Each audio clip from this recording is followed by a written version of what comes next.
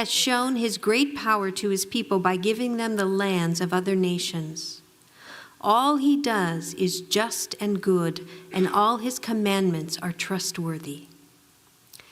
They are forever true, to be obeyed faithfully and with integrity. He has paid a full ransom for his people. He has guaranteed his covenant with them forever. What a holy, awe-inspiring name he has. Fear of the Lord is the foundation of true wisdom. All who obey his commands will grow in wisdom. Praise him forever. The word of the Lord.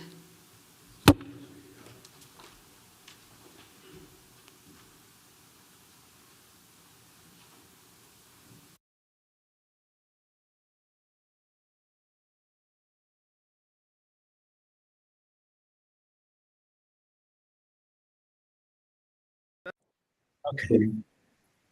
There we go. Excellent. Yeah, so, well, welcome to Lisandro and Patricia. Is that the best way to pronounce it? Patricia Restrepo? Yes.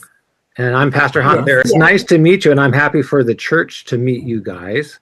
Thank you. And I have a list of questions, and I thought I would just kind of interview you. Is that okay? Yeah, perfect. Excellent. Oh, good. Okay. Well, let's just want to get to know you guys as people before we learn about your mission. So could you each sort of say, where you're from, how you grew up in the church, or if you didn't grow up in the church is fine, and then how you met each other. We'll start with that. Okay. I'm dedicated my life when I was 15. It was many years ago. I was a teenager in Colombia. I was born and grew up in Colombia. And I will say, the privilege to be part of the InterVarsity-like group in Colombia. It has another name and different, their own leadership. And I was part of the group since I was in high school. So when I went to university, it was a good thing that I was more solid in the gospel. And this is where I was formed spiritually. After I finished my career in the university, I was invited by Food for the Hungry International in Sonora, Mexico, and I was part of that ministry for 2 years. Then I moved to the US to pursue more studies, and this is when I joined Patty, or she joined me. I met her at the university, but then we had a distant relationship by mail. Yeah. And then this is why, that's how we met. Patty? Yeah, I was also born and raised in Colombia, in Bogota. And as Lisandro was saying, we all met at the university through the InterVarsity group. And what else? What did you ask more? Yeah, that's how we met. Yeah, and how did you come to faith, I guess? How I came to faith. I grew up as a Catholic. Oh, yeah. And I was a leader in my Catholic church, in my parish. But when I came to college, that's where I was part of InterVarsity. And it was a beautiful experience for me as a Catholic, because I was very much accepted and loved, and I grew in my understanding about the scriptures. And so it was a very beautiful transition for me to make the decision in what community I wanted to grow. So that's when I started to join the evangelical church in Bogota. Oh, yeah.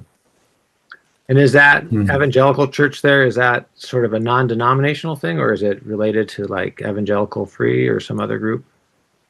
In my case, it was a non-denominational church. Yeah. Yeah, same here.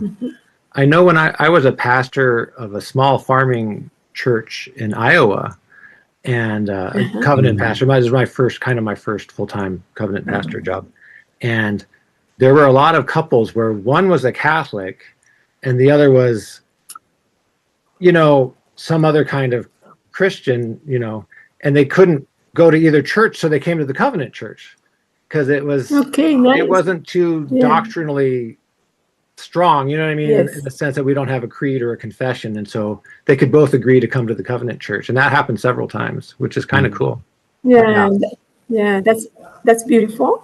Yeah, And that's how God works in our lives and help us to create bridges, because now that we are in Mexico, 98% of Mexicans are Catholics, and many of the people that we minister to are Catholics. So we understand, yeah, you have and that background.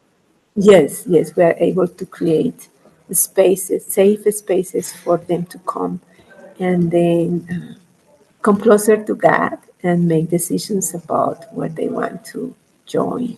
Yeah, and a lot.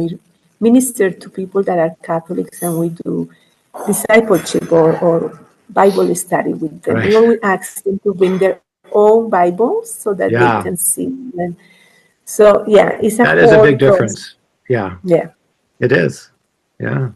Well, that's good. And then they're happy to have their own Bible, and they're happy to be in a Bible study where they can talk about it.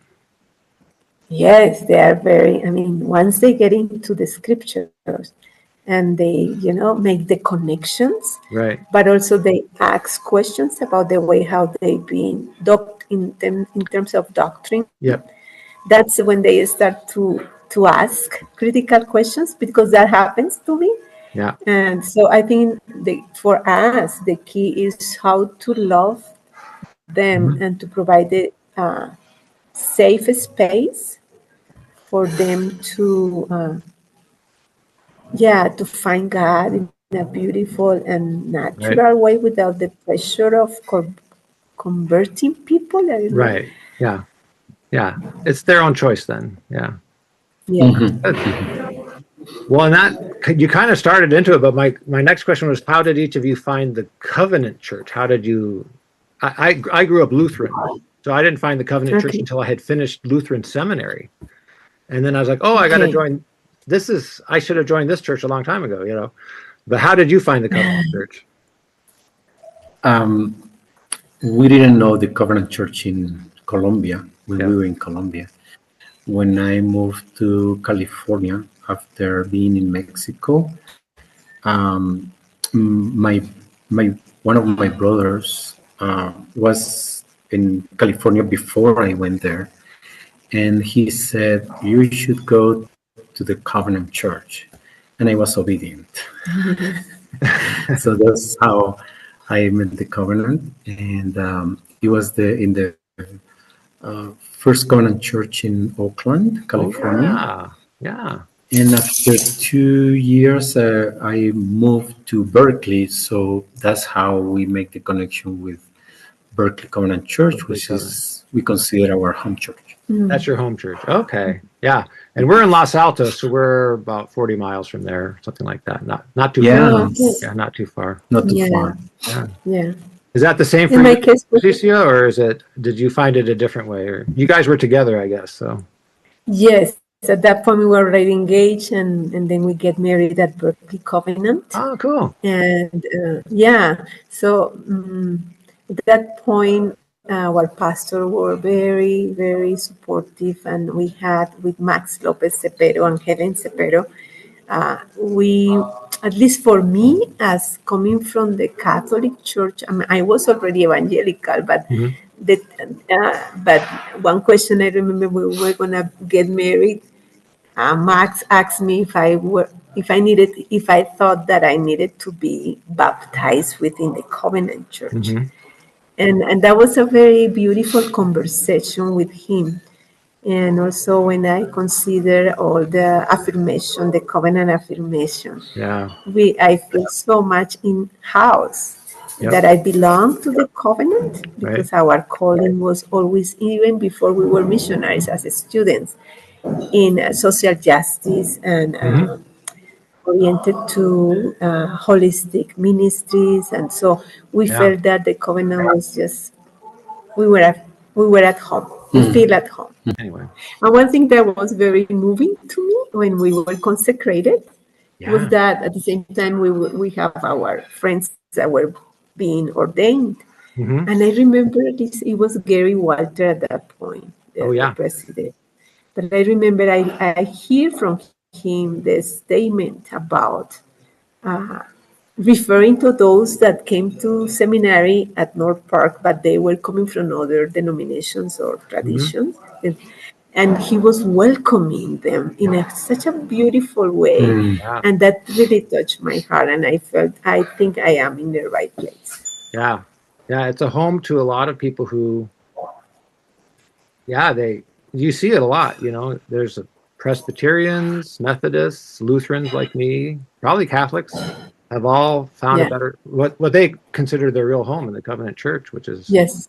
and you're Yes. right, it's Yes. committed to loving mercy, doing justice, is committed to world mission. Yeah. They send more missionaries per capita than a lot of other churches. So they're Yes. definitely Yes. part of that. Well, that's good. Now, so my next question is, how did you choose, or what was your calling to become missionaries? Okay. Okay. In my case, um, when I was discipled in the InterVarsity group in Colombia, it was a great emphasis that we all are missionaries. Yeah. We are missionaries wherever we are because we have a mission, and it's the same mission of Christ. Right. It's the same mission that is in Luke 4, 18 to 20. So, in that sense, we ourselves were considered missionaries in the university. Yeah. So we have a mission to accomplish there. After that, somehow I felt like a missionary in Mexico because I have a mission to accomplish there. When we were in California I was there for almost 13 years before we went to Mexico again. Um, it was so natural for us to feel missionaries in California. So we have a Bible study group in Spanish for our friends, and we were discipling them and bringing them to church and stuff like that. So, and doing some other things. So we felt it was our mission. At one point, You've we never not been work. a missionary, is what I'm hearing. Yeah, we work at La Clínica de la Raza in Oakland. And even though it was not a religious institution or religious activity, we felt it was our mission to work there, you know. Yeah. So, but at the same time, after my experience in Mexico, I was sure that God was calling me to be missionary for the rest of my life. And for us, even though we were in the States, it was very clear that we wanted to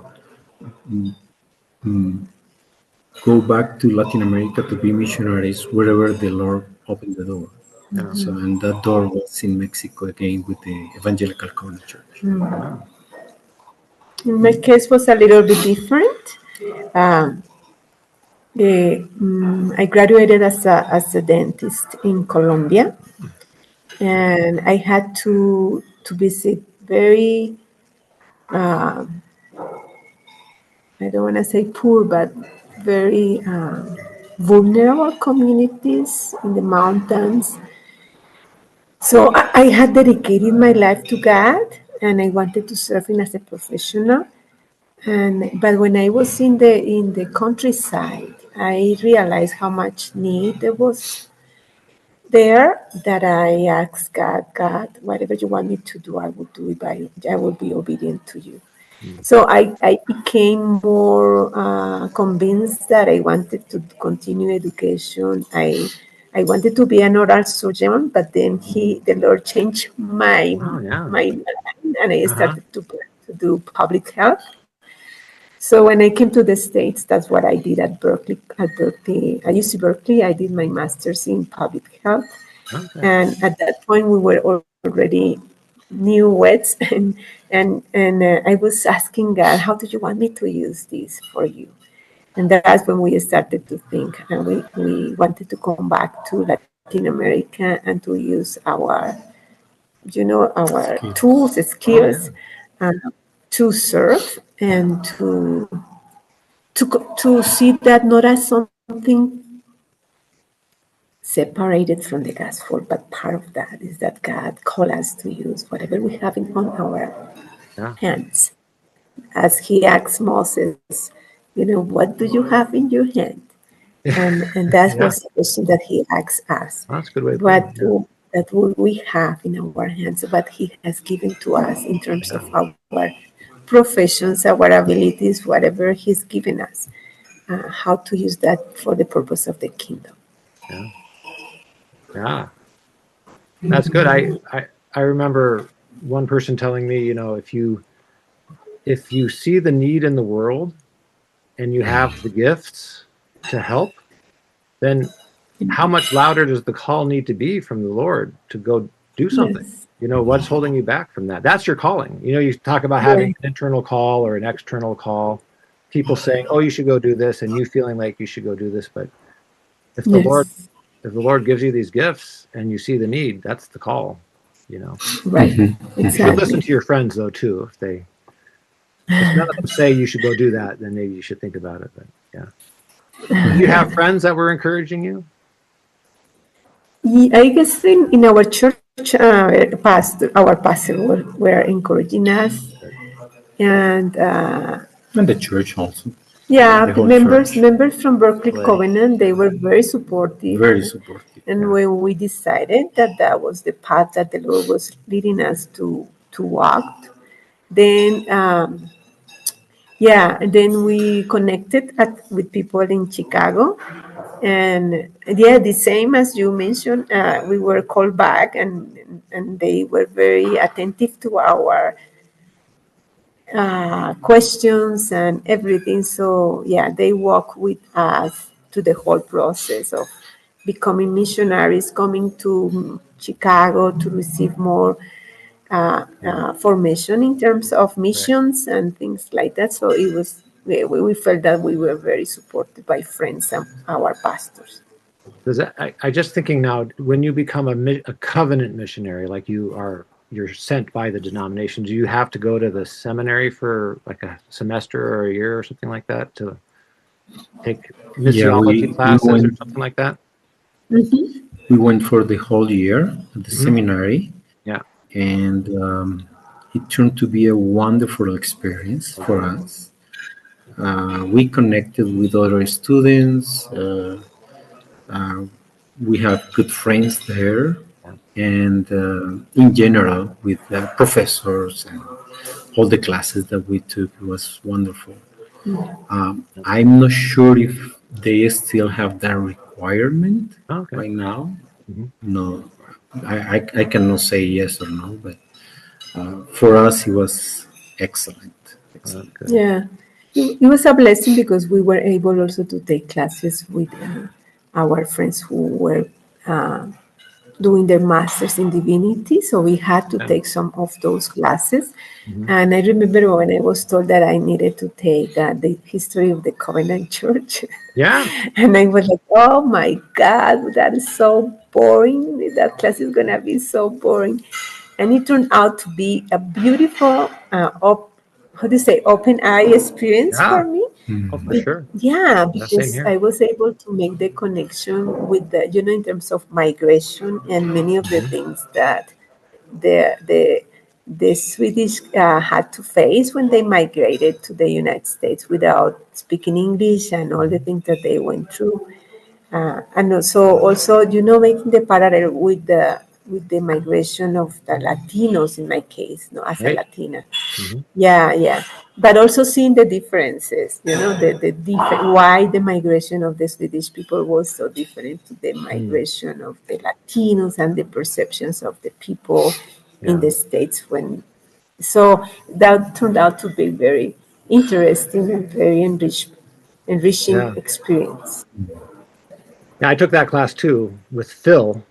Uh, With fear, Deanna from yes, Phil. Yeah, he's a great teacher, but he really knew yes, the material. And you think about those early Covenanters who opened hospitals, or yeah, it was always that pietistic desire yes, to help the poor.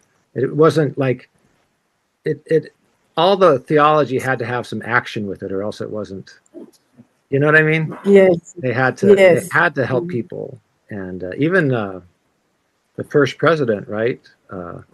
He had been an orphan himself, yeah, so yeah, he exactly. knew. He Yeah, knew. Yeah, that's really cool. yes. And I think reading that history and also reading the scripture from the margin, from the margin, Hmm. that was also for us. It's been like at the heart of our Oh, good. following of Christ, because he was also in the margins. Yeah, So, yeah. I mean, it's been such a, it's been, we're gonna be 20, it's gonna be 23 years that we are in Mexico. Yeah, Okay, 23 years. Yeah, 23 years. amazingly. Man, that's Yeah, and they, a long. I've been here at this church for 14 years, but the long, sort of a long, faithful presence in one place can be really good. You know, because it gives you time to develop all these relationships. You got ahead of me because that was my next question. If I have to, it is what is yeah. So what is you've been talking about a little bit, but what is your focus right now in your mission field? And you talked about people in the margins or creating space for people to learn the scriptures themselves. But what is it that your mission work is mostly right now? Our focus has been always in holistic ministry. Mm-hmm. So when we first arrived in Mexico, we were in Monterrey, and a former covenant missionary uh, um, founded a ministry in in uh, Monterrey. in Monterrey in a neighborhood, and we connected there, and we were there for 10 years until the covenant had to say uh, that, that it was enough. So after that, we were moved to Oaxaca in the south of Mm-hmm. Mexico, and it was another experience working directly with the church. In Monterrey, it was directly with the community, and that ministry is gonna be 20. It's gonna celebrate the 25th anniversary very soon, In next October. month in October, and they continue flourishing. There are no more missionaries there, but the ministry continues, and That's the that's way. the most Yeah. important thing.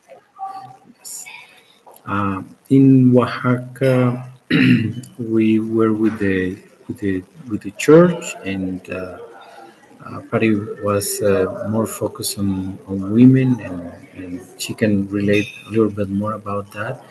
And right now we are in Leon. León, Guanajuato. Say that We name have again. been The name of the town. Leon. León. It's like Leon. lion, Yeah, like lion. Yeah. León. Okay. Yes, and that is a very similar ministry. It's like an To the foundation. inner city ministry, Okay. Yeah. very similar to the one in Monterrey.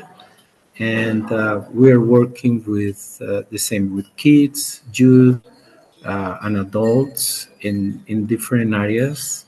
So that contemplates the different areas of the human being, not only the spiritual part, but the emotional part, the social part, the artistic, the the physical part. So we have different programs. Yeah. Our always our philosophy is to create teams and work with teams. So we are not alone. Yeah. And yeah, I don't know if you want to add something very Yeah, specific. yeah. I think